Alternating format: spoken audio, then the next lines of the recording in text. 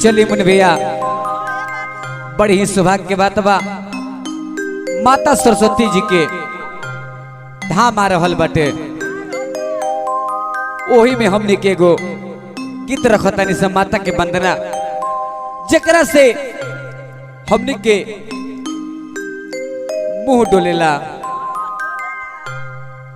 जेकरा से हम गाइले बजाइले ओ माता सरस्वती विद्या के भंडार आज हमने के उनकर ध्यान रखतानी जा। कहे के बात बा मुन्ना भैया कि अगर जे लड़का कहता कि हे माई, अगर जे तू चाह देबू ते दीपक सुरदेशवा कतही झंडा गाड़ के चल, अगर जे तू ना चाहबू नु तब बुझा कि कोनो झंडा ना गड़ाई। हाँ हाँ, तो लड़का कहता कैसे, हे दिल से पुकारी हे सरिता भवानी, दिल से पुकारी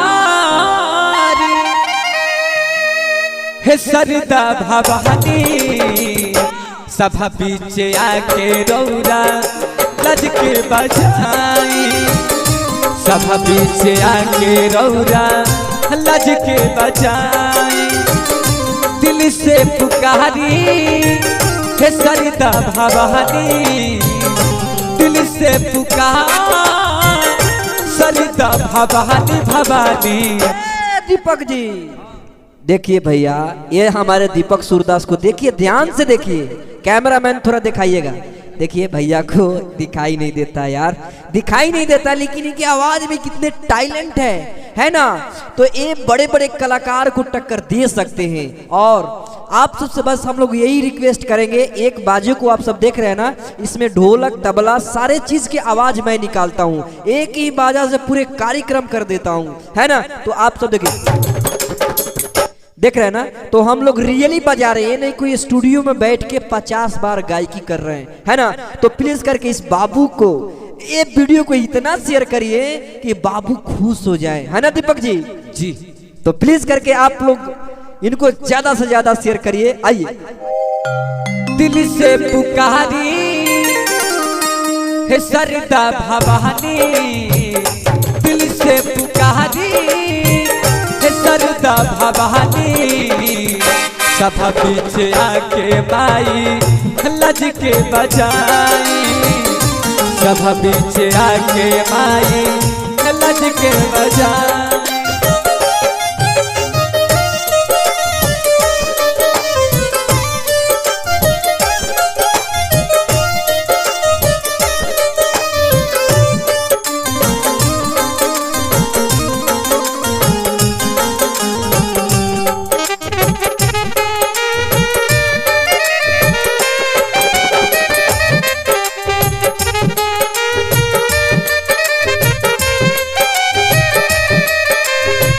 मुन्ना भैया लड़के कैसे कहता, हो सके सवारी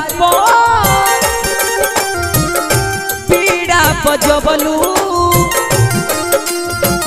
भक्त की पुकार सुनी धावलू माँ,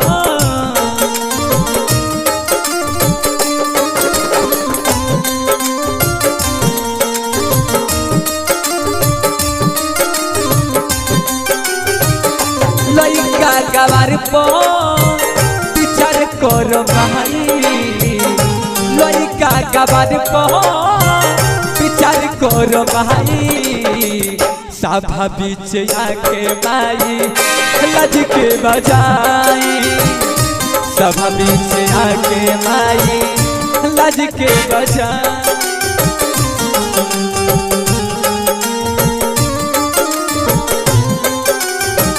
कहवा से आगे ना पियोरिया पियोरिया लगल झालो रहे,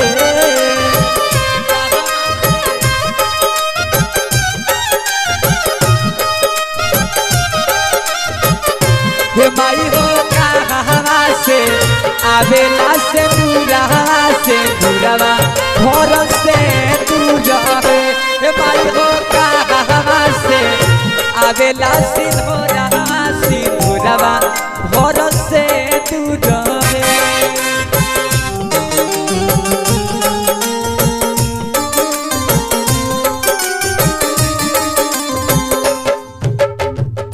हमरे जे रथवा तू ही बारू चालो हम तोहरा गोदिया में खेल वाला बालक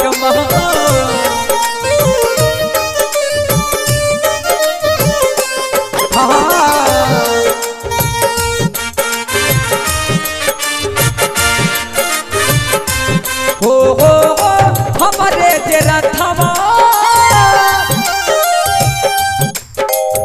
तू ही बारू चालो हम तोहरा गोदिया में खेले वाला बालक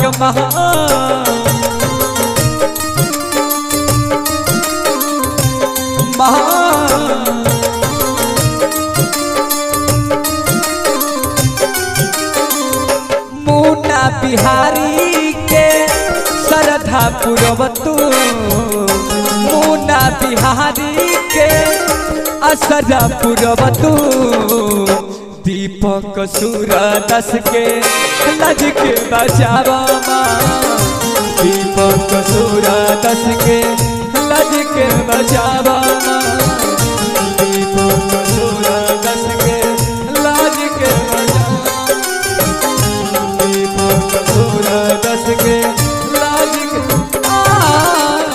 और अभी आप सब हमारे दीपक के यादव जी से जो कि खतरनाक सॉन्ग सुन रहे थे और ये माता रानी सरस्वती माता का भजन आप सब सुन रहे थे।